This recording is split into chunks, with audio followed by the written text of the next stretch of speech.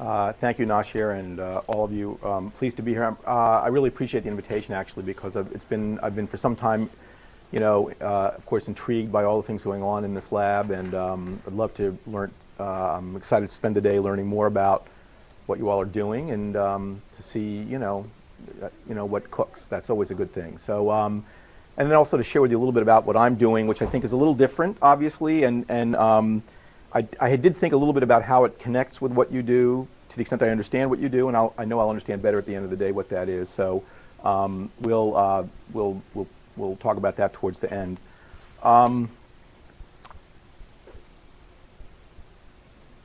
The thing about computer science is, and this was a hard lesson for me, strangely enough, even though I was trained as a computer scientist, is that if it doesn't scale, it's actually not interesting to do it on a computer. And that was actually a very hard lesson to learn, that whatever scales is what will win, regardless of what you think should win. And what I didn't understand actually until Twitter came along was that the converse was always true. In other words, it didn't follow that whatever scaled would be interesting, but I think Twitter proves the case because, of course, tweets in and of themselves, are pretty meaningless. And yet when you have millions and millions of people talking about what they think or care about, all of a sudden it is meaningful. I suppose that would have been an insight that was completely bread and butter and obvious in this laboratory, but it wasn't obvious to me anyway. So we started out, and by we I mean my colleague Chris Hammond and I and our students about a dozen years ago with this as our challenge. I started out as a natural language processing person in AI, and Chris started out as a planning person. And we began to think about how we could, as we saw that a lot of what we didn't scale, we began to cast about for substrates that were scalable substrates where we could apply what we knew how to do and cared about to trying to make the world better. And this actually came up pretty quickly as a challenge because this is a form of communication, of course. I mean, this is a communication channel. It's an extremely narrow communication channel. As I like to say, it's easier for a rich man to get into heaven than it is for you to get the context and contents of what's in your mind through this eye of the needle and into the world. The fact that we managed to do it all is actually a complete miracle. So we actually started out with the idea of building a contextual search engine, which we inaptly, as it turned out, named Watson. Yeah, really, what a bad idea that was. It was named after a different Watson, but there are several Watsons it could have been named after. It was named after Alexander Graham Bell's assistant Watson. But Watson was a context-driven search engine, and there were a number of systems built around the same time, but I actually think ours was the best. And this was primarily built by our student Jay Budzig, actually. It was a system that would look at what you were doing online. It would look at the documents that you were reading or writing, and it would analyze them statistically and heuristically, and then it would form a query automatically. It would go out to the world and find information for you. And in this instance, for example, you can see you're putatively writing a PowerPoint presentation on jazz and the American culture, and it finds a bunch of websites on jazz and things like that, grist for the mill, things you might actually use to write your presentation.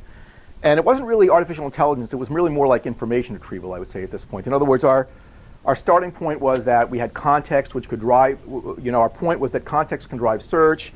We started with text.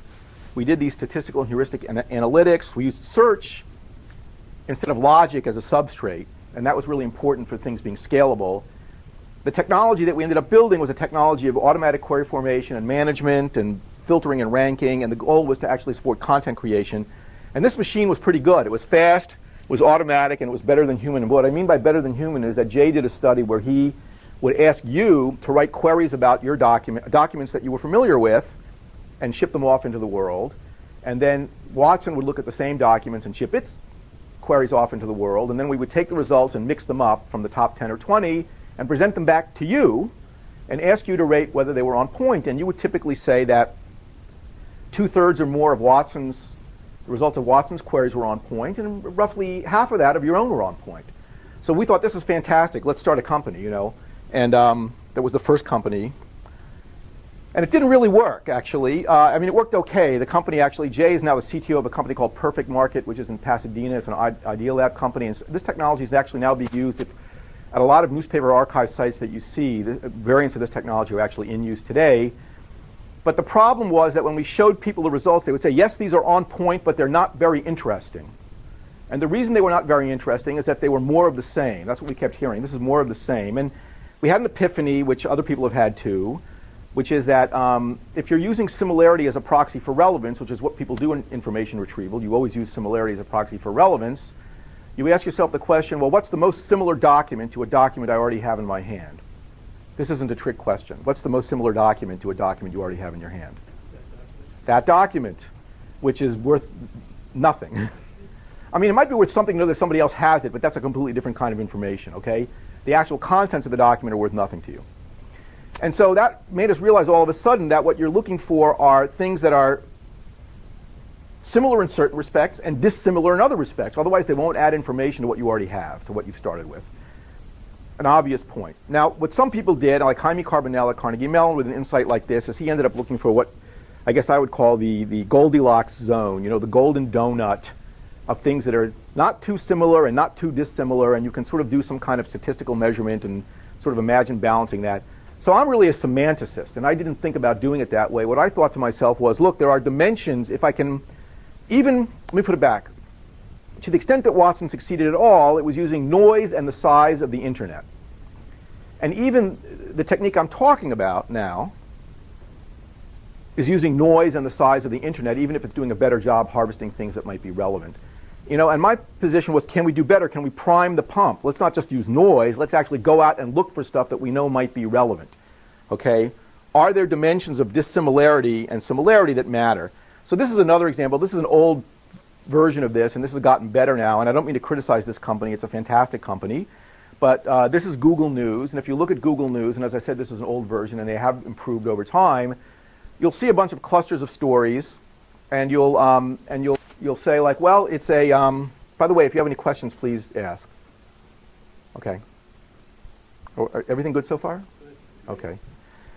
So if you look at this, you know, I understand why they're showing you what they're showing me in the order they're showing it to me, sort of. I mean, they're looking at things like how many pages is this showing up on, and how high on the page is it showing up, and stuff like that to figure out how important it is. And then they're using clustering techniques to aggregate the same stories, which actually isn't too difficult because most of the stories are the AP story anyway. And then they're showing you these clusters. But you know, beyond that, actually, they're not very good. Like, for example, the second one is Greater New York keeps eye on Hurricane Earl, and they show me something from the Wall Street Journal. Why the Wall Street Journal? And if I don't like that, there's something from the AP, there's something from the Baltimore Sun, Bloomberg, NewOrleans.com. Or I can look, if I don't like any of those, I can look at any of 5,085 other articles in this cluster. But this is a number that only an engineer could love.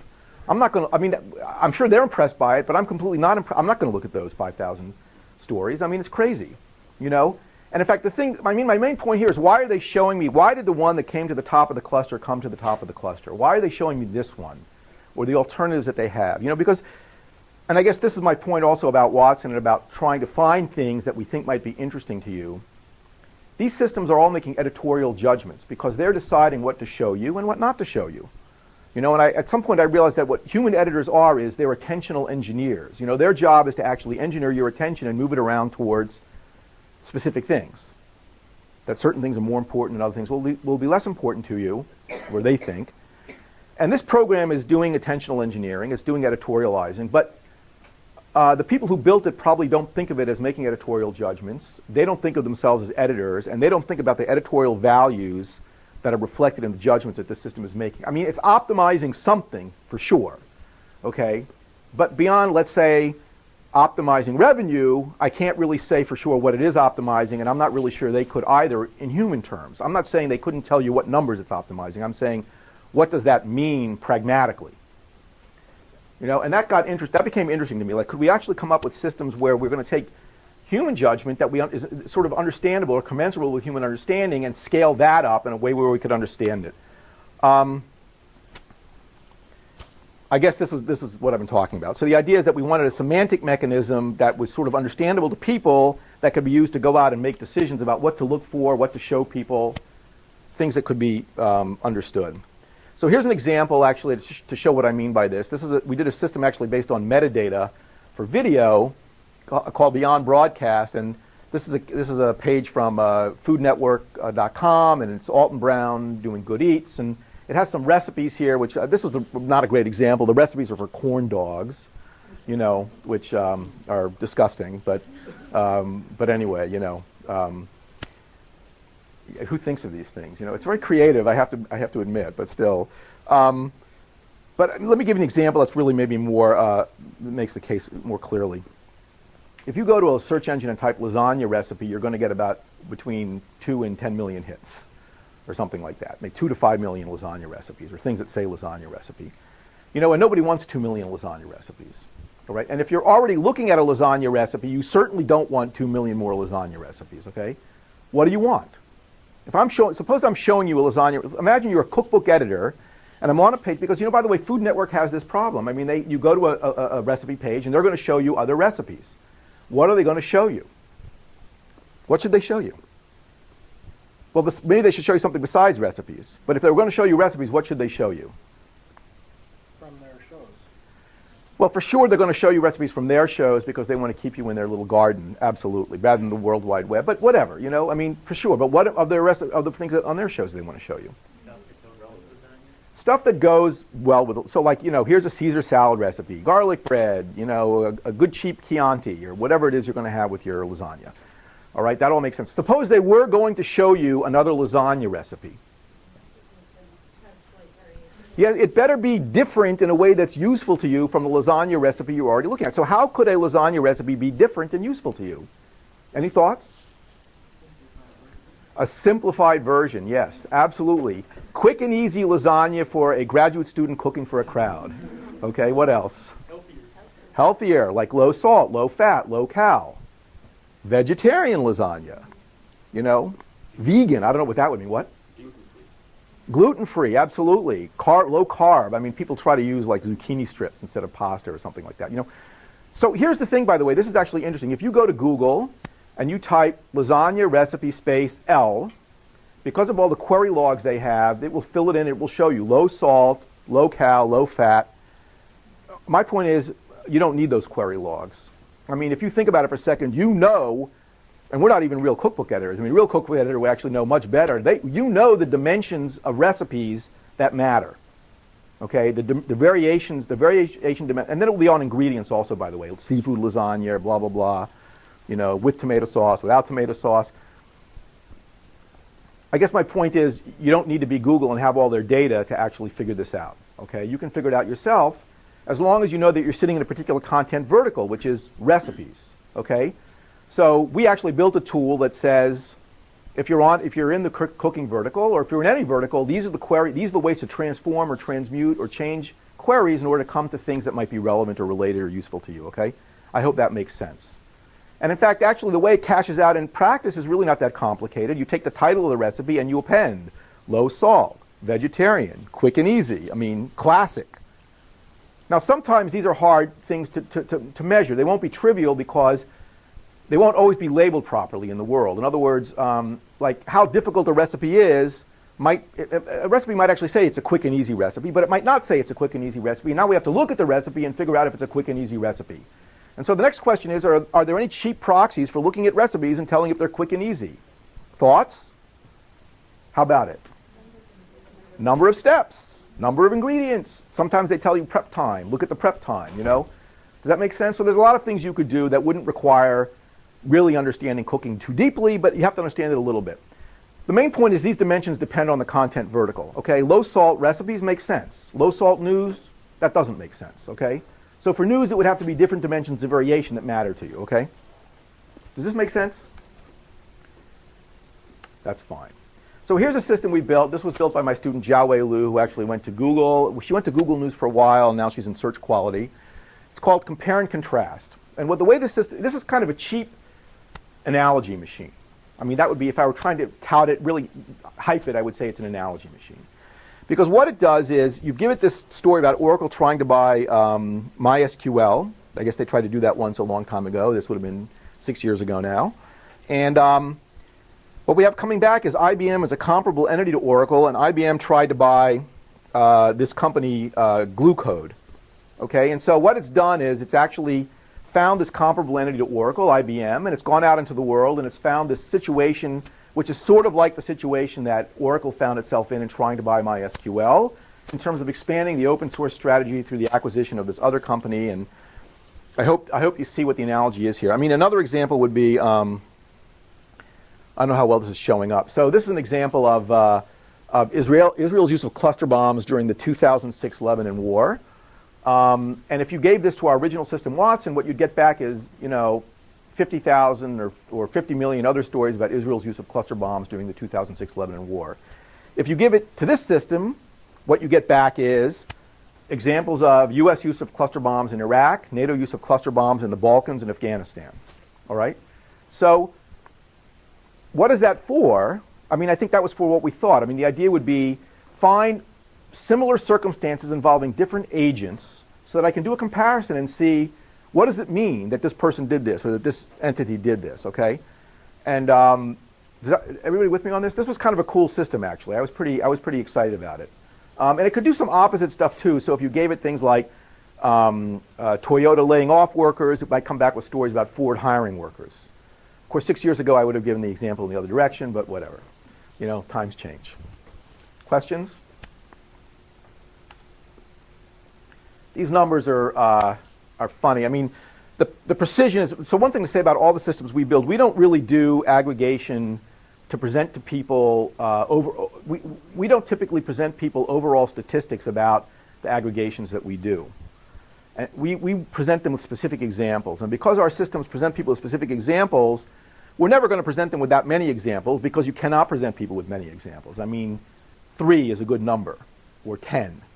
But 30 is already too many, and 300 or 300,000 is certainly too many. So we don't care very much about recall or completeness. What we care about is precision or accuracy. What we want to make sure is that what we show you is good. And sins of omission, while regrettable, aren't as much of a pain in the ass for the user. Does that make sense? So typically speaking, this is the number we care about in our systems. And we almost always sacrifice recall for precision quite ruthlessly in the systems that we build. By the precision, 70% means that when we showed the results to people and said, do you think that this is a good analog to the original input story, 70% of the time they would say yes. The recall number is actually kind of interesting. It turns out that reporters actually often will bring up analogous situations in their discussions of or presentations of stories. And so what Jiawei did here is she said, if a reporter in a story actually mentioned a specific other situation, did her system bring up a story about that other situation automatically? And the answer was about 60% of the time it did. This is a system she built that I'm not going to say that Google News actually took this idea from her, but she did go there, and before she went there they weren't doing this, and nowadays if you look on Google News you see that they are doing this, which is to say they're actually paying more attention to a local source. So if something happens in Pakistan, and you go to a news aggregation site, you'll see the usual suspects. You'll CNN and the New York Times, and maybe if it's a really kind of, liberal, the Guardian or some UK, the BBC or something like that, all right? Of course, what you really would be interested in is actually, what do people in Pakistan say about this? That's actually the most interesting question. That would be the most interesting variation. What do they say? And actually, by the way, after you ask, what do people in Pakistan think about this, what's the next question, speaking of the rest of the world? Besides Pakistan, who else? So something happens in Pakistan. We want to read what we think about it. We want to read what they think about it. Is there anybody else we'd like to read who thinks about it? India. So she built a system that identifies stakeholders in stories and identifies news sources associated with those stakeholders. And actually, so in this case, for example, here's an Iranian take on Putin's visit. And again, this was a while ago. This was when Putin was president the first time around and not now. So, and actually, if you look at Google News today, you'll see that very often right under the first headline, there's a thing that says local : and then there's actually a link to a news source that's relatively close to where the story's coming from. Here's another system she built. I was really excited by this one. I'm very interested in abstractions. We can talk about this later. I'm probably too interested in abstractions and what their relevance is, or they're hard to operationalize sometimes. So I got very interested in the idea of points of view on stories. And by points of view, I did not mean for it or against it. What I mean is we might call professional points of view. Somebody gave me this fabulous name, epistemic points of view. I love that. I didn't make that up. I could never have thought of something like that. But the idea is that sort of points of view that reflect ways of knowing. For example, this is the legal take on this situation. This is the economics take on the situation. This is the religious take, the political take, and so on. Okay, does that make sense? And so this system actually works by when you, and this one started with a specific query, which we could have actually, we didn't link it up with the other systems. It wasn't as contextual. But what you do is, for example, here's we search for EU Intel, and we get back a bunch of blogs, and it categorizes those blogs from the point of view of either technologists. You can see there were 10 that were politically oriented, 23 that were technologically oriented, 4 that were legally, 13 that were business from a business orientation. All right, does that make sense? It kind of comes back and says, here are the blog entries from these. I guess you might call them professional points of view. That would be another way to view what they are. I don't want to get into the details except to say that we wanted to do this only using snippets because, of course, this is a sort of a small point, but you don't want to download things if you don't have to, because actually downloading and analyzing articles is expensive. That takes a lot of time, and the question is, of course, the snippets come back right away with the search engine results, and the question is, can you just use the snippets alone to do a decent job of analyzing the content and figuring out whether this is from that point of view? And it turned out that if you did a 2-layer mechanism, and I don't even want to get into this in detail. I never thought I'd actually put up a slide that had the word neural nets on it, I'll be honest with you. Not because I think they're bad, but just because I think in general, to what I care about, they're not that relevant.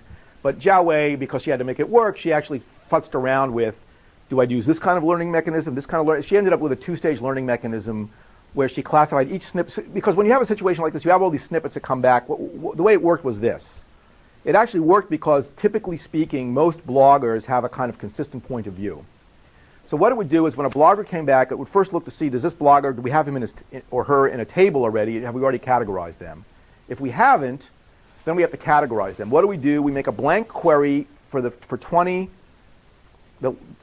random snippet entries from their blog, okay, without a query at all, and then we analyze those. And now, at that point, you have the usual arcana, like, do I throw them all together into one document and analyze that? Do I turn out analyze them separately? And then analyze the analyses turned out to be the most accurate thing to do, and it worked pretty well actually. I mean, she got it down to a precision of 0.87 and a high recall. I'm trying to figure out what recall meant in this context. Anyway, the point is it works pretty well. It's kind of a cool system. There was something I was going to say there about.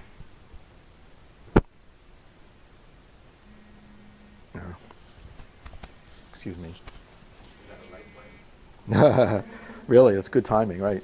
I was going to say something about points of view, but it doesn't matter. I'm sure it was. If it was important, I'll come back to me later. So, any questions about that? About how that worked? You know, I mean, it was actually. It was. The snippet thing. You know, for example, one thing that's always irked me is, there are these readability metrics, and they're really lousy. Like the Flesch index, they're terrible. But they're not that bad. I mean, and if you ask, by the way, are people familiar with these? They're all they are about is this. I mean, it turns out that reading level correlates with how long are the words and how long are the sentences. And the longer the sentences and the longer the words, the higher the reading level. And to some extent, that's for obvious reasons. For example, more frequent words tend to be shorter, and less frequent words tend to be longer. So the length of the word is actually a proxy for its frequency, and people who are operating at a higher reading level use more low-frequency words, blah, blah, blah, stuff like that.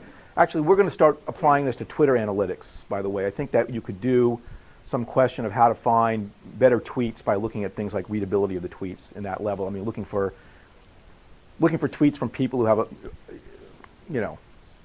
a higher reading level. Let's just put it that way, or express themselves at a higher reading level. The search engines could actually analyze everything they come to by reading level when they come to it, and they could post it up there. So you could actually do a thing saying, I want to do a search, and I want to restrict it to an 8th grade reading level, or a 10th grade reading level, or for a kid a 3rd grade reading level. It turns out you can do an okay job just with the snippets again. It would be better to have the whole document. So I don't know why the search engines don't do it, but they don't do it. Tell me more. So this was a system built by my student Francisco Jacobelli, actually, who started out over here. And some of you may remember him. Francisco, this system, Tell Me More, is really a pretty cool system because a lot of what I'm interested in nowadays is like cheap syntactic proxies for complicated semantic or pragmatic relations that would be too hard to compute, in some sense, are too hard to compute directly. So we were interested in the idea of like finding new information. So this is actually related again to I'm looking at a cluster of news stories. How do you pick out the news stories? I've already seen one on this topic. How do you show me some others that might be useful for me? And what this system does is it goes through other news stories in the cluster, and it finds information in those stories that is not in the story you started with. Okay? And of course, now the question is, what does it mean to find information that's not in the story that you started with? And the answer is, well, for some things that's very difficult, but for some things it's not so difficult. For example,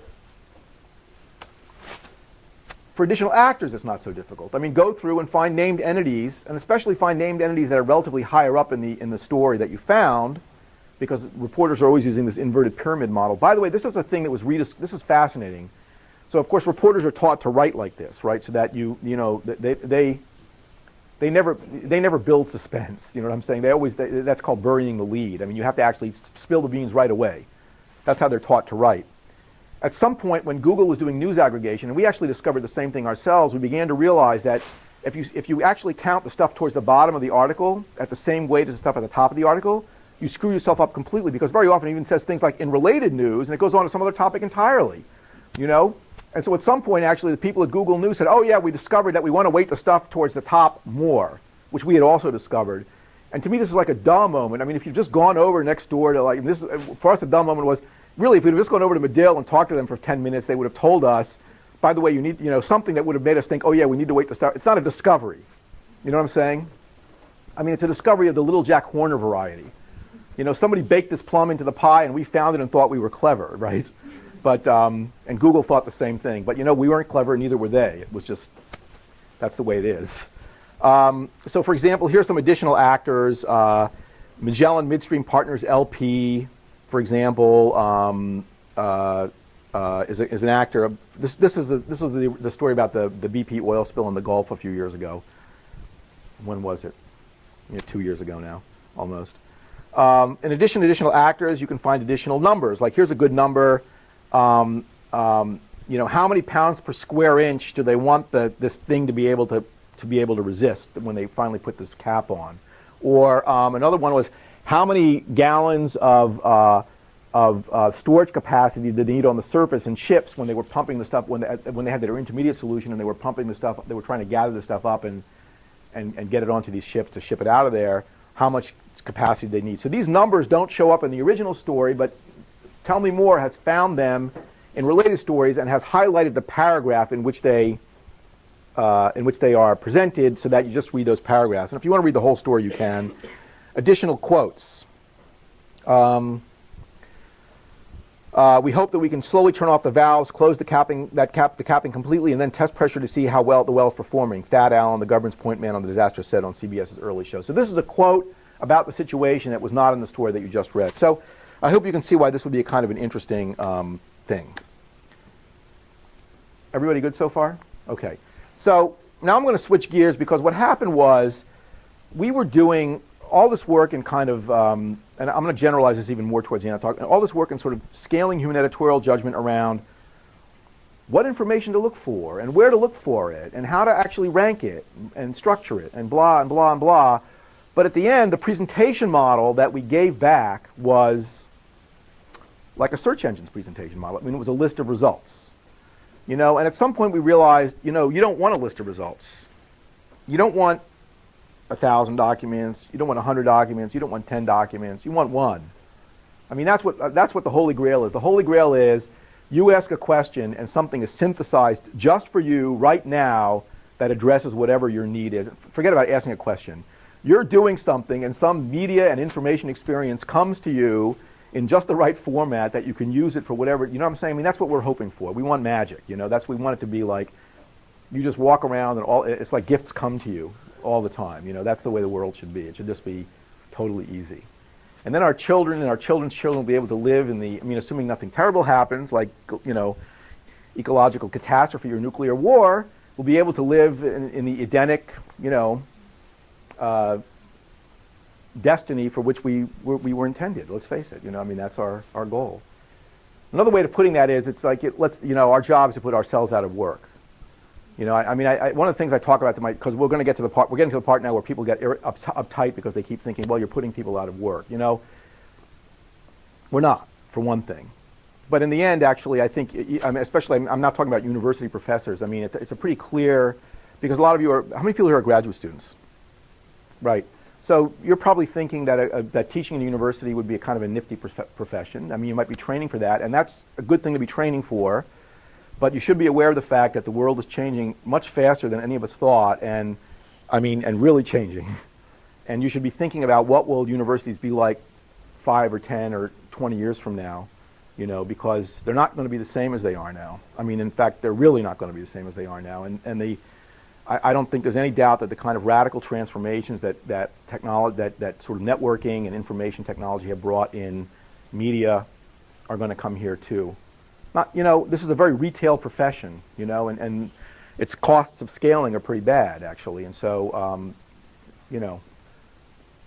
I'm not saying that, video professors online are as good as Nashir, for example, but of course they cost a lot less than Nashir, right? And so that's the problem. I mean, that's the situation we're going to confront.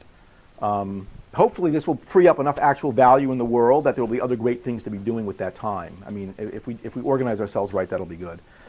Anyway, we realized that what people want is they want a synthetic document that's written for them right now. So now I'm going to show you something, and you're going to have to strain to hear because there is a little bit of sound here. This is a system that, this is the nicest version of a system that Chris and Nate Nichols built called News at 7. And I was really just a kibitzer on this project. I had a couple of ideas that I think were important and nice, but really it was really their idea to sort of put this thing together. And this is put together, well, I'm just going to play it. Let's see if I can. Yeah, that might work. It works. That didn't work. No, it didn't work. Well, this may not, in fact, work. Normally, at this point, we're supposed to be able to show demos, but it looks like that's fine. I'm not going to worry about it. What News at 7 did, if I could play it now, and I should have had it embedded on my own machine, and I didn't, and that's what you get for depending on the network to be at your beck and call. But what it does is this is a version that does a back and forth Siskel and Ebert type review of a movie. So you give it the name of a movie, and it says, like in this example, I believe was The Invention of Lying, and it, I don't want this. Where's my, good grief. Did I just close my PowerPoint? No. Okay. I'm not going to worry about it. So what it does is it actually puts up some B-roll in the back of the examples of the invention of lying, and they talk back and forth about it. And one of them says they like it, and one of them says they don't like it, and they argue about it in the way that Siskel and Ebert pioneered arguing about it. The thing is, everything they're saying comes from reviews that are written like on Rotten Tomatoes or uses some information from IMDb or things like that. Okay, so it gives the and I think it adds value because I actually, and we're going to get to this towards the end, I actually believe in Gestalt. I mean, I think that the whole is different from the sum of the parts. Seeing these opinions brought together and juxtaposed in a certain way changes kind of how we see them and what they mean to us and how we can understand them in kind of interesting and productive ways, okay? But there were two problems with this. I don't want to say problems. There were two things about this system that kind of bothered me a little bit. The first was, and they were related. The first was its words weren't its own. Okay, it was saying things that it found that other people had written. And the second thing was it knew really only very little about what it was saying. And these were related. Okay, it couldn't write its own words because it didn't really understand very much about movies, okay, and what it was saying. And it didn't know what it was saying because it wasn't using its own words, okay? And so this really, so this was really a phenomenally provocative system. I mean, I was very impressed by this, but this one thing kind of kept bugging me, you know? And I kept thinking about it, like, how can we actually do something where the system really knows a lot more about what it's talking about? You know, and somehow I guess maybe it's the time, and we can talk about this later, but I kept thinking, it needs a much more complete picture of the situation it's trying to talk about. And that's what led me to the idea that we ought to be generating stories from data. I'm very proud of this, actually. So just to let you know how behind the times I am, when this came out, I didn't even know what XKCD was, okay? Because I'm pathetic, actually, in my own way. But anyway, I was really proud. Once somebody explained to me what XKCD was, I was super proud of this. A weighted random number generator just produced a new batch of numbers. Let's use them to build narratives, all sports commentary. I love that weighted. A weighted random. It can't just be a regular random number generator. We're still not generating from random numbers, by the way, although we have done some fantasy sports stuff, so I guess there's a little bit of randomness in those. But so that was the idea, that we would generate, and by the way, the original thought when we first sat down, we were like thinking, well, we could generate stories. We need a data-rich domain that we could generate stories from, and our thoughts were sports or business. And so we chose sports as the initial one, which I think was a tremendously lucky stroke for us for a bunch of reasons. First, because, well, we had a budding sports writer and actually a pretty smart guy named John Templon in the class where we first built the proof of concept prototype, and he's actually with narrative science today. He was a Medill student, fantastic kid. By the way, the other co-inventor with Chris and me was another Medill student named Nick Allen, who's also at the company now. And I think the second reason was that sports is just much more accessible and actually more dynamic in a lot of ways than a lot of business stories. Of course, the company does mostly business stories now because I guess to be honest, business is where the money is.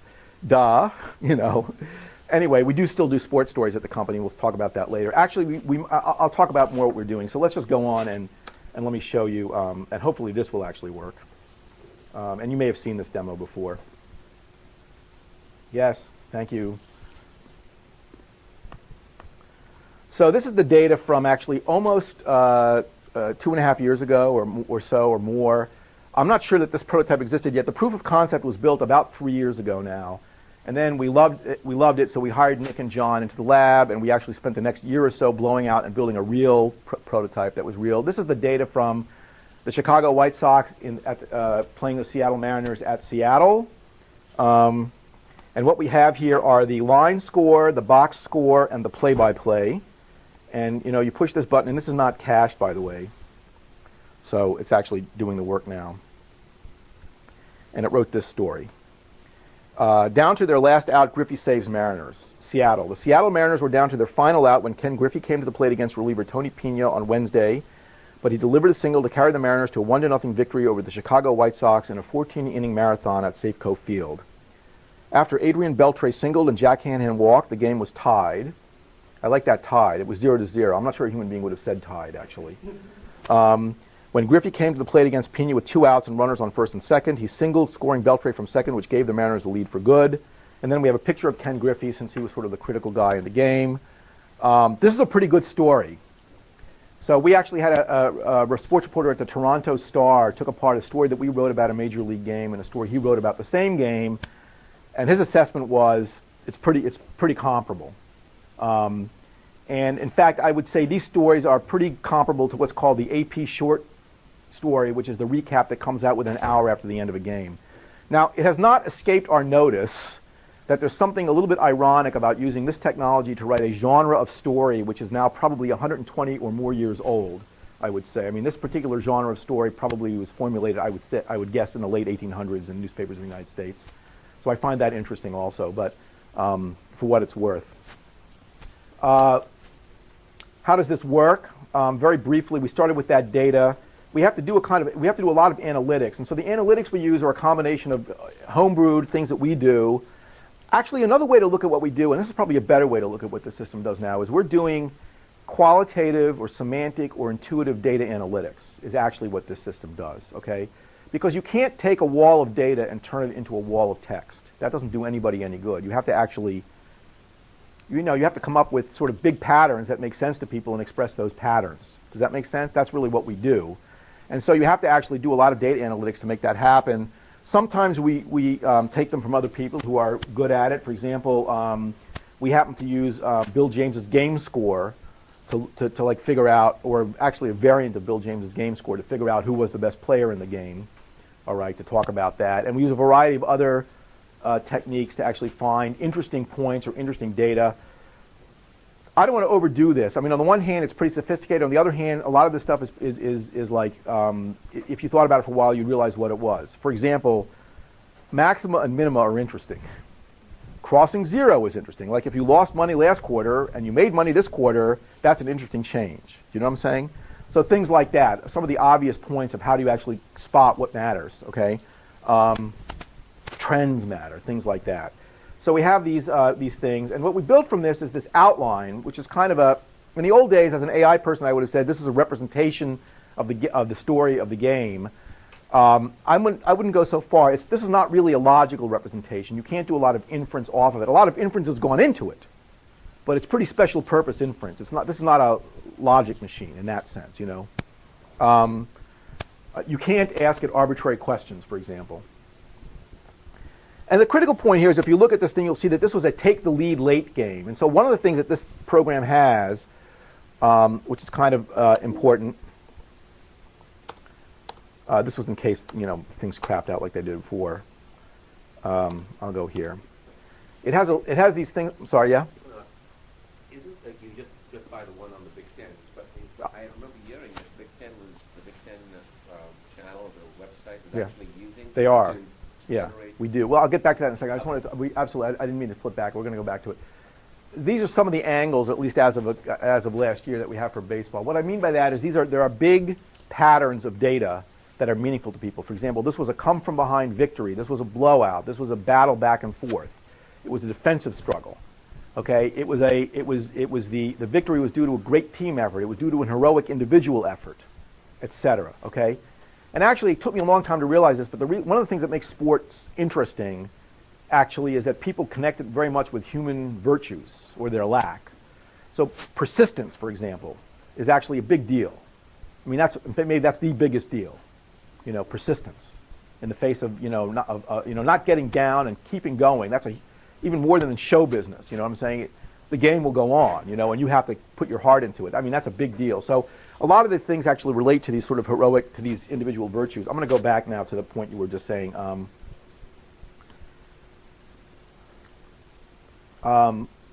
So that we write Major League Baseball stories isn't that. Actually, we are currently writing. So the company actually, by we now I'm talking about narrative science, where we a couple of statistics. We're writing about 10,000 stories a week by machine. We wrote 300,000 Little League stories by machine last summer. We have an arrangement with a company called Game Changer. Game Changer has a scoring app for the iPhones and the Androids. If a coach or a player brings that, a coach or a parent brings that to the game and scores the game, we can write a story about it. We wrote probably close to 300,000 this April alone. I believe we're going to write between 1 and 2 million Little League stories by machine this summer. And here's the thing, none of those stories would have been written otherwise, right? I mean, they're too, you can't afford to have a human being write that story. You know, and is it a great story? Well, first of all, it's as good as the data we get, but second of all, yeah, it's an okay story, okay? And third of all, if you're the kid's mom or grandpa, it's a fantastic story, okay? A quick interesting thing, when we first wrote these stories, we used the same rules and thresholds and lexicons that we use for Major League Baseball, so everybody stank. You know, we wrote Little League stories where everybody sucked and everybody screwed up, you know, and it was like, no, we're not going to write those stories, you know, so we actually had, and that's an interesting adjustment. I mean, we have started to realize that we have to be thinking about the audience, we have to be thinking about what their interests are, we have to think about the angles, and I mean, there's a lot of work going on in the company now around making a lot of things about rhetorical structure and interpretive structure explicit, I would say, and that's kind of the work of the company at this point.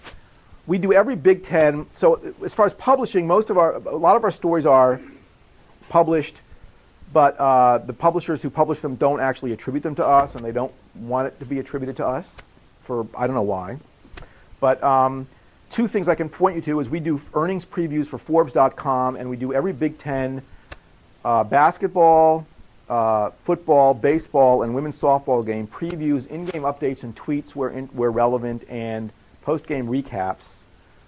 And I think women's softball is the thing that really makes the case here. This is a women's softball game. This is, I guess, Michigan State in an out-of-league play against the the Oakland Golden Grizzlies. It wasn't her best effort, but Lauren Kramer was the backbone in Michigan State Spartans' 4-0 victory over the Oakland Golden Grizzlies on Thursday.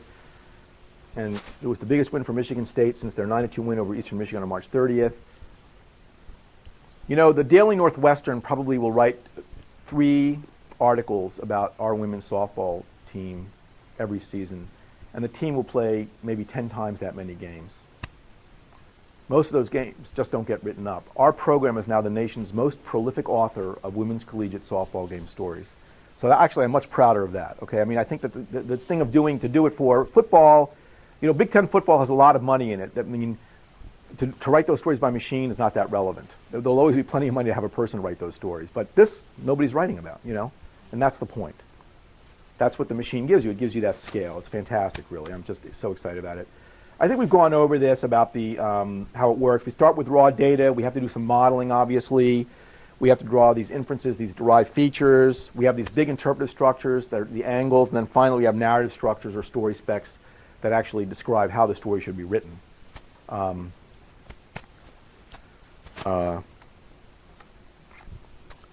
Here's a comeback story. Things looked bleak for Moorhead when they trailed by 5 runs in the 6th inning, but Moorhead recovered thanks to a key. By the way, you can see that there's some things. We don't really stake our claim on language generation per se. That's not what we do, right? We do story generation. Moorhead recovered thanks to a key 3-run blast in the 7th inning from Cameron Flynn to pull out a 20-15 win over Indiana at Sonny Allen Field. Comeback basketball. I'm actually interested in something like this. You know, we're not doing this yet. So Roger Schenck used to say that he thought the reason people told stories was so that because they didn't actually know what they thought until they made the story up. That writing the story or saying the story packaged their memory up in a way that actually made it a structure that they could use. And I always thought this was a terrible theory, frankly. I mean, I thought it was a very solipsistic or narcissistic theory. I mean, I always thought that so my theory, by the way, of why people tell each other stories is this. I'm going to tell you a story about my life. Like this is the airplane model or the train model. You know, you sit next to somebody you're never going to see again, and you tell them sometimes actually amazingly personal things. You know, and then they tell you these amazingly personal things back, and you wonder like, why am I doing this? You know. Well, there's a couple of reasons. One, you want to know if this is a person who you relate to, who you should get to know better. But another thing is you're going to tell them a story, and then they're going to tell you a story back. And the story that they tell you back is going to tell you something about how they understood your story. You know, and I think that the way that they understood your story might be different from the way that you understood your story, and that's actually very valuable information for you. You know, so I thought that was really I thought storytelling was really for this. Again, it was personal, but sort of social in this sense. You know. But I think for machines, even if I don't think it's a good theory for people, I think it is a good theory for machines. By telling stories, machines can build a memory, and we're not doing this yet, but eventually we're going to get to, oh yeah, that reminds me of this game. This time they managed to pull out the comeback, and last time they didn't quite make it. Or this time they held them off, and last time they weren't able to hold them off. Or twice in a row they weren't able to hold them off. You know what I'm saying? I mean, this is really, I think this makes for much richer stories, actually, that you can, I don't want to go through the details here, but I hope you can. Right, opposing angles, same setup, different outcome. Last time they held them off, but not this time. I'd be very, Nashir. I think that's similar to what is sometimes referred to as intertextual references, where you're taking one piece of text and using it. Yeah, absolutely. That's similar to Yeah, I think that's right. I mean, but again, the thing will need to know that it said this. Well, the thing to understand is it will not be referencing the story directly. It'll be referencing its memory of its analytics of the story. You know, so it won't be necessarily quoting itself in that sense, but it'll be referring to the gist of that situation. I'm sorry, what's your name? Is next step then like aggregated contextual data, like, you know, this player went 3-4 in this game. Yeah, and we do that. So one of the things that's interesting about this is that, I mean, sports is not the main thing the company does, but if your point is that historical data makes stories richer, yes, it does, and yes, we track it, and it does. In fact, as seasons go on, the stories end up having more and more about things like league standings and playoffs or chances and things like that in them, because that becomes more and more a pressing issue having to do with the game, and the game itself becomes a less and less pressing issue. Does that make sense? So absolutely, yeah. And personal bests. I should say something about the structure of a baseball game recap, actually. We originally thought that the journalists would be able to tell us here's the formula. Here's what a baseball game recap looks like, And they weren't. And that was interesting to me because I know that a lot of people who work on rhetoric, I'm sure in this school, and I know that people who work on short stories, for them, for people who write short stories, a short story is like a machine, and every sentence is taken apart like a gear. Well, how does it move the story forward? Journalists don't really think that way, and I think it's partly because maybe long-form journalists do, but I think it's partly because, in the end, the genre is so ephemeral. I mean, it really is true that today. I mean, in the old day, it really was true that today's news would be. I mean, yesterday's news would be today's fish wrapping. You know what I'm saying? I mean, I think it was so ephemeral as a genre that they didn't really think about it that way. They didn't get into those mechanisms. Anyway, we ended up having to build the rhetorical structure of a baseball game recap. And here's what it is. The first part of the story is what happened, what was the outcome, and why did it happen.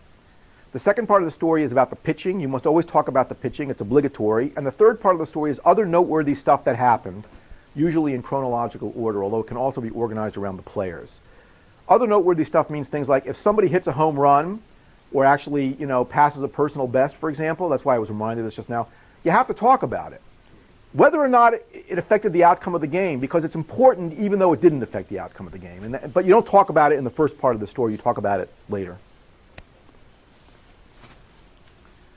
Unstructured data, too. So, of course, we can do what everybody else, we're doing what everybody else does, or maybe we're doing it better because we're doing it with an eye towards telling a story. So this is actually stuff, we did some analytics from Twitter ourselves. Newt Gingrich gains attention with hot button topics, taxes, character issues. This was written entirely by machine using analytics based looking at Twitter. Newt Gingrich received the largest increase in tweets about him today. Twitter activity associated with the candidate has shot up since yesterday, with most users tweeting about taxes and character issues.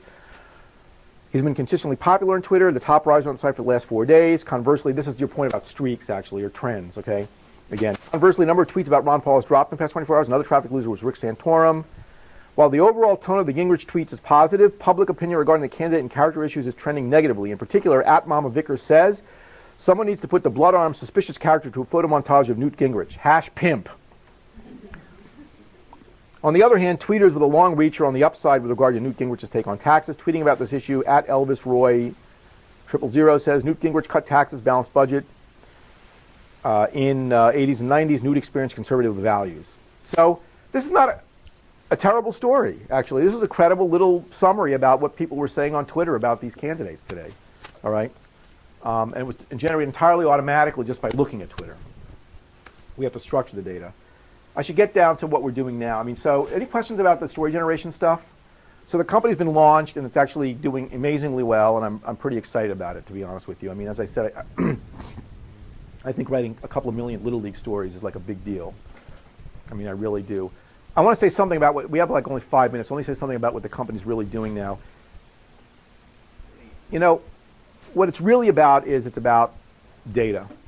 This took me a long time to understand. I kept thinking, the semantic models that we build, they make the data meaningful. But I've been building semantic models my whole career, and usually they didn't really work very well. And it was a long time for me to realize the data made the semantic models, the availability of the data made the semantic models real, not toys anymore. We would build semantic models, not this sophisticated, but things like this 20 years ago, and it would understand 3 stories. And I now realize it would work on 3 stories, or would generate 3 stories. And you know why? Because that's all the data it had. It took me a long time to realize that the flood of data is really, it's even though I'm not a data person directly, for a person who cares about what I care about, it's really pretty critical to animate what I care about and make it real. But that gets to the point that what I think the company's really about is it's about data analytics and presenting data to people in ways. If you think about the flood of data, which we all know about coming at us already, some of it will end up leading to machines making a lot of autonomous decisions, but in the end, the big decisions are going to be made by people, which means the data must be presented to people in ways that they can understand and take action on. And if you ask, how are we going to do this? How are we going to present this data? I think the big picture has been, well, I think the main thought has been visualization as the model for data presentation for all this data. And you know what? Narrative is a fantastic way of presenting information. It's a very time-honored way. It may have been around even longer than visualization as a way of presenting data. And it's for many kinds of data and for many people, it's actually much better. So that's really what the point of the company is. I mean, most of what the company's doing now have to do with taking proprietary data and expressing it to people in ways that are meaningful to them and that they can take action on. So that's why I said before that what the company's really about is intuitive data analytics and the presentation of these intuitive data analytics to people in ways that are intuitive to them, that they can understand. So the lab we're doing some great things in the lab now. They're really, here's a project by Sean O'Banion, which I hope will work. Yay. So this is actually a cool system. So I'm changing gears now very quickly to tell you about some of the new stuff we're doing. This is a system to show people, this is a news personalization system. So if you're the New York Times or Google, you have a lot of click data on people and you know what they care about. If you're a smaller newspaper or news organization, you don't have that data. So the question is, can you find that data? And the answer is, well, if the person tweets, so Sean, he spells his name that way, I don't know why, but Sean O'Banion, who wrote this program, tweets, and maybe it'll work. Hello, Sparky. Wow. Or maybe not. All right. It doesn't matter if it doesn't work, because here I can show you what it would have done. I'm trying to be prepared here. What it does is it looks at the tweets that the guy has put out, and maybe of the people he follows. It analyzes those tweets in terms of a tag set that's related to news. Okay, and it puts together this specialized newspaper for you. For example, these are all, and when it shows these to you, by the way, it tells you which tweets you gave out that made it recommend this story to you. So it's a pretty transparent, or the opposite. I mean, it's a pretty visible. It makes visible why it's showing you something. This is really, again, the antithesis of what a lot of these systems do. Why did I think you'd be interested in this? Because you said this. I thought you'd be interested in this story. And it's a pretty cool system. By the way, that pie chart, people love those. I've noticed that there are a lot of social media monitoring tools for experts out there, but there aren't very many for regular people. And it's actually just showing people a pie chart saying, by the way, these are the topics you tweet about. Turns out to be fascinating to people. So we might just release that as a little gizmo for people to sort of look at themselves. And maybe they can do some self-regulation, you know. Yeah. Just a second. Yeah, okay. Oh, yeah. Actually, it turns out that one of the interesting things about it is that the food category was big, but the food category all turned out to be beer. So he's a home brewer and he cares about beer. And so 6 ways to cook with beer, 6 ways to make the most. Why 6, by the way? Well, usually it would be 10 or 5. That's an interesting number right there. But anyway, so it turns out that beer is the issue for him and not the other things. This is the thing, actually, Nasha and I talked about this briefly. This is a kind of a cool system. This is Patrick McNally and me are doing this system. It's called Babel. So again, if you think about scaling human editorial judgment, you want to take your ideas about something and you want to actually promulgate them in a way that's much more scalable than you just doing everything by hand. So the idea here is that this is a thing that it's an iPhone app. It's going to be released in about 2 weeks, or less, actually, maybe less than 2 weeks. And what it does is it presents, and I don't want to use this word, but I have no choice because it's the word that everybody uses, a curated Twitter feed. And what I mean by that is somebody tells it what are the features, what's the query, what are the topics, somebody tells it a query that specifies a topic that this person thinks is interesting, and then it shows you tweets that people are making on that topic. Does that make sense? And actually all it's showing you is their faces. And if you like the way they look, I know this is an incredibly superficial thing, but if you like the way they look, you can click on their face and you get the tweet that they actually did on that topic, okay? So that's all the system does. It shows you this. So you're no longer authoring, when you configure this system, you're no longer authoring specific content. You're authoring an editorial viewpoint on what's an interesting topic that filters other content that you will show to people. Does that make sense? And actually, the thing that was kind of cool about this is the architecture, because now we have this idea that we're showing you content that is that's curated according to some query that somebody's written, okay? And now the question is, how does that person, can that query itself be a sort of object in the world that people not just write, but sort of hand around to people. Can you publish a curation model? And the answer is, in this system, you can publish a curation model, and you publish the curation model on Twitter itself.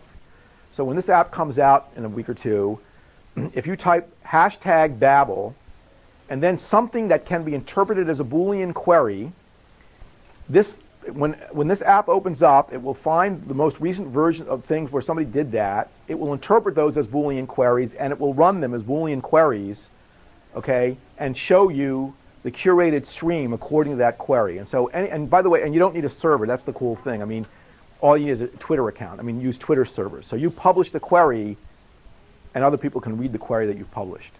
I'm kind of excited about this. This is a very simple instance of this, but the idea, again, is that editorial judgments become actual first-class objects in the world that we can not just utilize, have architectures to utilize, but we can publish them and pass them around to other people in a really easy way. You know, does that make sense? I hope that does make sense. So it's kind of, it's making the whole metaverse even more meta. I love that. A couple of projects that I think you folks here will be particularly interested in. I love the first one, Twitter events. I've tried to do this before, and it's been a hard project. But the idea is to actually, you know, the thing that inspired me here is, of course, during the aborted election in Iran a few years ago, and then during the Arab Spring, you found a lot of people hand editing, curating, quote unquote, Twitter feeds to show you what was interesting. And I thought, I'd love to do that by machine. Not because I think that people aren't doing a great job here, but not every event is as gigantic as the Arab Spring. You know what I'm saying? And there may not be people looking at it and doing that by hand. Let me pick an example. Dillo Day, okay? All right, Dillo Day is coming up. I would love, and in fact, the application that folks are working on right now is parsing rock concerts, okay? All right, so find the interesting tweets about rock concerts and organize them, and the interesting media around rock concerts, and organize and do that automatically, okay? Commenting. What can I say here? Let me just go on to syndication circle, because this is an architectural thing. This is actually a little bit like the Babel thing. I mean, I actually had a realization about scaling, and that is that if somebody has to set up a server to use your machine, to use your approach, it's probably not going to happen, okay? All right, you can't expect them to do, they're not going to do that. I mean, for example, so here the idea was to do syndicate. We want local bloggers and publishers to be able to syndicate each other's content, but we don't want to have somebody whose job it is to run a repository of all that content and syndicate it around to them, because who's going to pay that guy to do that? You know what I'm saying? And so we've actually come up with a model where it's a peer-to-peer model of syndication, where each little local blogger and news site publisher does all, you know, all they have to do is type in the URLs of the people, syndication people with them, and everything happens automatically. They don't, and nobody else, I mean, they have a server themselves already, and it uses whatever server model they're currently using. I mean, right now, WordPress, to actually build the thing and make it work properly. So I actually, as I told the class, the students on this project, I said, this is the difference between a 0% chance that this technology will be adopted and a 1% chance. You know, and a 1% chance might not seem like very much, but it's infinitely more than zero. You know, so I'm pretty excited about it. This was my summary for you guys, actually. So, you know, because I am a semanticist, I mean, first of all, that structured semantic models make data meaningful. I mean, that's my big takeaway. Conversely, that data actuates semantics and make it real. So there was this famous slogan from the Gestalt psychologists, of course, the whole is different from the sum of the parts, or sometimes it was read as the whole is greater than the sum of the parts. You know, the idea that there are these, and actually I want to say here, because I know that a lot of what this lab is about emergent phenomena. I mean, things that really just come into the world and turn out to be bigger than you thought they would be. I mean, Twitter's a good example again of that, you know. So I work on big patterns, but I don't work on emergent patterns in the same way. In other words, the patterns that I work on, I'm not surprised by them in a certain sense. They're kind of imposed top down on the world by human intentionality. They don't arise evolutionarily in the same way. I hope that's kind of clear. Like a big pattern for me is underdog succeeds. I mean, or David versus Goliath. That's a pattern I'd love to be able to detect. This is a David versus Goliath story. Hugely difficult thing to do, okay? But that's the kind of, but David versus Goliath, I'm not sure that's a big Gestalt pattern, and it's different from the details of the story. I mean, the details of the story are about you know, the kid and the big guy and the sling and the rock or whatever, you know, or they're about, you know, one little bureaucrat battling the institution or whatever they're about. Okay, those are the grist of the factoids that make up the grist of the actual story. David versus Goliath is a completely different level of description from that. In fact, Aesopic, a lot of things like that. You know, another example that I'm excited by right now is, for example, when the financial meltdown occurred at the end of the previous administration, and they put this Troubled Asset Relief Program, or TARP, into place. The Secretary of Treasury at that time was Henry Paulson, who was the former CEO of Goldman Sachs. Here's an emergent thing. A number of people said putting Henry Paulson in charge of the TARP is like setting the fox to guard the hen house. Okay, that's a gigantic pattern. Again, that comes out of human intentionality. It's not the same. I think it doesn't. To me, it's a little bit different from network effects in the normal sense of big scale things. You know, I think those are great gestalts too, but they're a complete. I mean, this is something that's been interesting to me, and maybe it's something we can talk about later on. The difference between these two things, or the ways in which they're the same. But anyway, I just thought I'd mention that because it is one place where I think we're looking at similar problems, but maybe from a different angle because of the way I look at them. Anyway, thank you very much. Of course, thanks to my research partner and friend Chris Hammond, many students. We have a couple developers in the lab, my Medill colleagues, Jeremy Gilbert, Rich Gordon, and Owen Youngman, and of course, support from the Knight Foundation, NSF, and the McCormick Foundation. So, and thank you very much for your attention today. I appreciate it.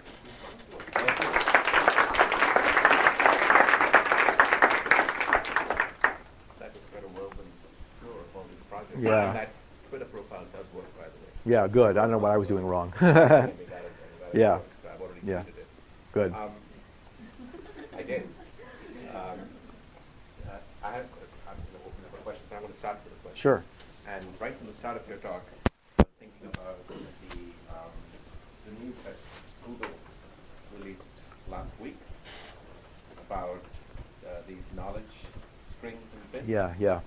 And it seems that someone with your interest might have reactions to that, and I'm curious whether what the sentiments of those reactions are, positive, negative. So maybe you can describe it a little bit for those of you who may not be familiar with. So to be honest, I should be more, but they're doing a lot. They're actually coming up with a lot more facts and objects that they actually have semantically represented, and things that perhaps you could actually describe better. The small version is that what they did was they released like 175 million text strings that are associated with different Wikipedia pages. So you take a Wikipedia page that has a concept, and they take the links, all the links, everything that links to that particular Wikipedia page, incoming links, and use the anchors on those to say those must be concepts that are related to this Wikipedia page. Right. And so they've created this huge network now of concepts that are related to one another. Hey, Chris. Which is hello.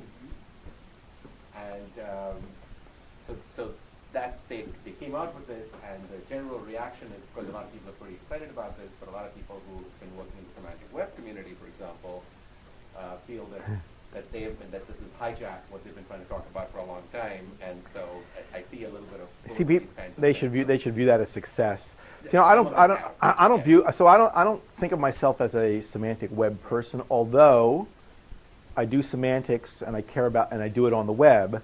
I mean, I think that in general, I've been less optimistic about tagging things ahead of time as having certain kinds of semantic relations or involving certain kinds of entities. So I typically don't depend on that. I typically assume I'm going to be getting text, and I'm going to have to actually do the work to derive whatever semantics out of that text I can glean to do whatever it is I need to do. You know, I guess, so I'm not depending on those guys to succeed, but if they do succeed, it will or as they begin to succeed, it will certainly make my life easier. And I think Google probably got that because they bought MetaWeb. Is that where that came from? I think it is. So they bought MetaWeb about, when did they buy it? 2 years ago? Yeah, I think you're right. Right, and that's really where those guys came from who were doing that kind of semantic work. I think it's as typically the case, they're doing it at Google scale, you know, which I think is really fantastic. I mean, Forbes sent out a note about it, and I sent it back a note. I said they're Google sizing psych, and psych is this huge semantic model that Doug Lennon has been building for decades now, which is very interesting, I think, but of course doesn't have the scale that Google has. And he sent back, well, no, maybe they're cyclifying Google, but either way you view it, it's really it's doing that kind of scale again. I think is really the point, and I haven't really used it yet or looked at it directly. I mean, I think that as I said, to the extent it makes things like extraction and things like that easier and better and cheaper, it'll be good. I mean. So the way it's supposed to work, all of us don't have access. I think Google is releasing it very gradually. So the secret plugin will suddenly show up one day. But when you put, say, a Renaissance artist, it'll give you the regular searches on the left-hand side. And the right-hand side thing, it will start flipping other Renaissance artists or somebody else that you might be interested in. That they have been able to semantically make this connection. So I mean, I think screenshots of it, but I still don't see it in my searches. Yeah, I mean, I think it's great. I mean, I think that to me, the one thing I will say is that I'm a big believer in task-oriented semantics, I would say, and this is probably less so, actually in some sense by virtue of its scale, I would say. And in this regard, I think that what Bing has been trying to do, although I don't know how successful they've been in terms of having focused kinds of searches associated with certain kinds of tasks. Certainly, I think that's a smart move in terms of trying to actually do something different from what Google is doing. Whether it will matter in the end, I can't say, but I do think that's kind of where that's going. Anyway, other questions? Hi there.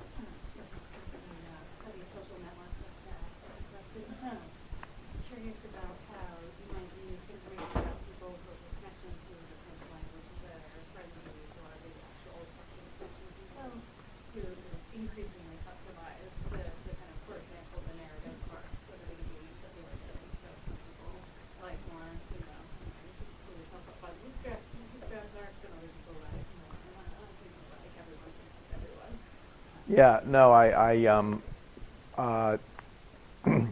well, if only I could really analyze those kinds of things from stories. That this is a that this reflects the pull yourself up by your bootstraps ethic versus the communitarian ethic or something like that. I mean, I think that's so hard, isn't it? But the answer is yes. I mean, I don't mean to. I mean, we haven't. So we do that. So we do collaborative filtering. We are interested, for example, eventually when we get in the concert thing, we're going to be interested in things that get retweeted a lot, in all the ways that people are interested in things, tweets by people who have a lot of followers or maybe the right number of followers. A lot of followers sometimes means you're a media company, and so, that kind of trying to find that the medium level of followers might be a better thing, a better tack. But the only reason I haven't played that up here more is that's. I was talking here about what individuates our research and probably makes it more distinctive and less, connected with those larger concerns that you're pointing to. I think that is good data. It's important data, and when we can use it, we should use it.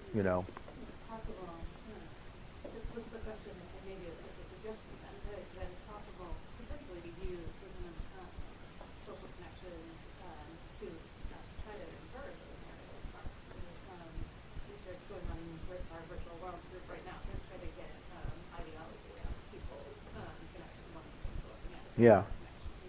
Yeah. Guess what they're not like exactly. Democrats are more like, are you more people? Yeah. I think that's, absolutely, And the only thing I would add to that is I think that, what's exciting to me is to go past a one-term tag like conservative and liberal down to, I like the earlier thing you put in about by your bootstraps versus, what was it about the phrase, it takes a village, both that spoke to some people and that drove other people mad? Okay? That's there's something about that phrase that really, many people saw as enunciating a genuine truth about how the world works, and other people thought as, something utterly opposed to how they think the world ought to work, and I think that's amazing to me that you can, That's what good wordsmiths can do. That they can come up with a phrase that really sort of, kind of makes the point. Anyway. Any other comments? Other questions?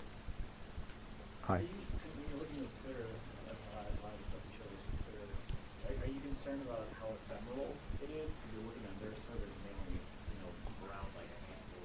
Well, that's sometimes an issue for us. I mean, we typically, we do suck a lot of stuff down and just save it ourselves, obviously. But yes. But I mean, that's just the larger issue of the fact that nobody owns their own data right now, and nobody seems to be that concerned about that. And of course, at some point, people will begin to notice that and will become concerned about it. And I'm not saying I don't know when that's going to happen or what it will mean. I'll simply make a note that it took a long time for the principal to recognize that you own your medical records and that the hospital doesn't own your medical records, that they belong to you, and that you have to have permission for their circulation, that you have to begin, that you must be shown them, and that you must be asked permission before they can be circulated in a variety of ways. And as of now, all of these services have managed to evade that issue of who of who owns your social network or the content that you post on your social network. And I can't say at what point people will actually press on people. I don't know whether it will ever press on people, but I suspect at some point it will begin to press on people. And when it does, the solutions that will arise will be, as they were in the case of medical records, probably legal solutions. And of course, the companies that are currently involved in this will, attempt to delay as long as possible that day of reckoning. And I don't know. You can decide to get angry about that or not. I don't feel angry. I think they're doing exactly what I would do if I were them. And I think they all also understand that eventually the world will change. So does that make sense? Last week, in the midst of all the IPO stories and Zuckerberg's wedding stories over the weekend, what was lost was that Facebook actually has changed some of the wordings in its policy, right?